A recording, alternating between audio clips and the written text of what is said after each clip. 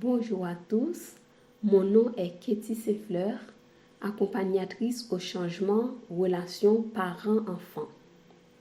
Dans cette vidéo, j'aimerais parler de la manifestation de la colère liée aux différents types de tempéraments.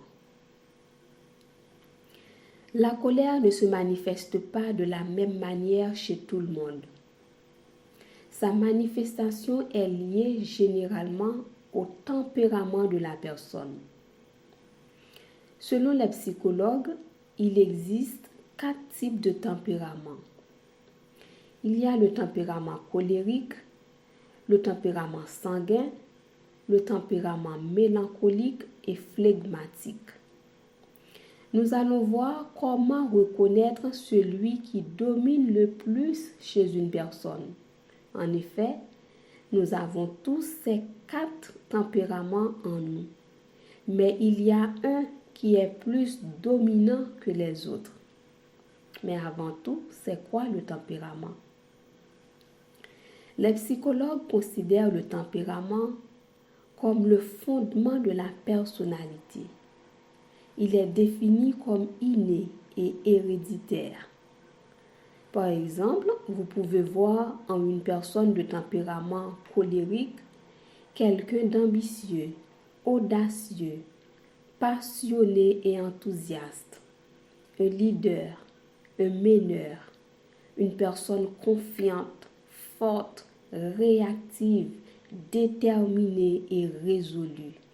Une personne qui ne se laisse pas vaincre facilement et qui ne baisse jamais les bras.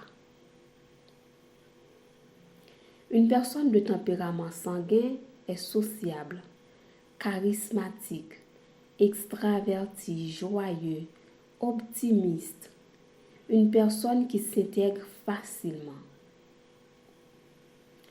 Une personne de tempérament mélancolique est prudente, organisée, sérieuse, créative et indépendante.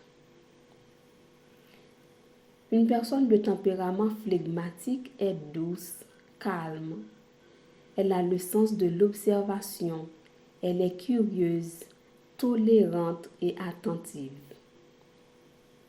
Vous pouvez utiliser ces caractéristiques pour déterminer le tempérament de votre enfant et pour surtout savoir comment agir ou réagir en cas d'une situation conflictuelle qui vous oppose. Nous ne pouvons pas changer de tempérament de la même manière que nous changeons de comportement. Le comportement est notre manière d'agir ou de réagir face à une situation. C'est notre façon de s'adapter. Notre tempérament influence notre personnalité. Par exemple, souvent nous voyons des personnes qui naturellement sont très plaisantes, très joviales.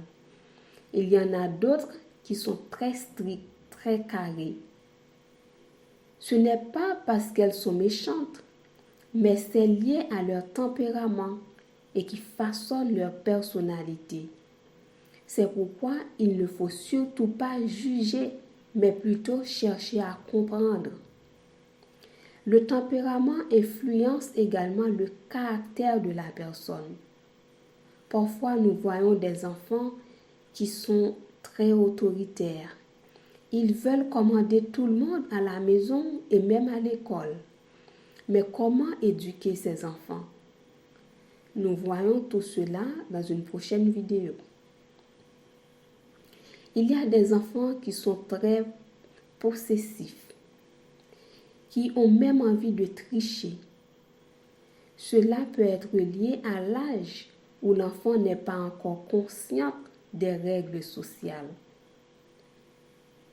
La position de l'enfant dans la famille, c'est-à-dire si c'est un enfant aîné, cadet, benjamin, ou si c'est un enfant unique.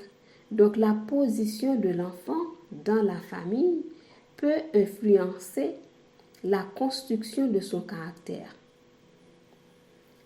Il y a des enfants qui ont du mal à s'affirmer, à se défendre.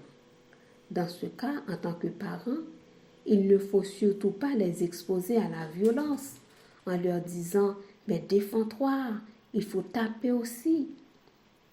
Donc, il est question tout simplement du tempérament et du caractère de l'enfant. En tant que parent, quand vous avez une vraie connaissance de votre enfant, vous pouvez mieux l'éduquer et l'aider à bien grandir.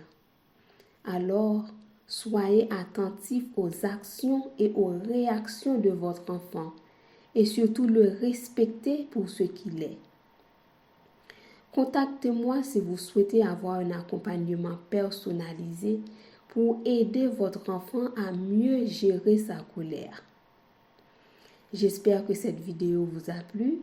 N'hésitez pas à vous abonner, liker et la partager tout autour de vous. Je vous remercie de m'avoir suivi et je vous dis à très bientôt.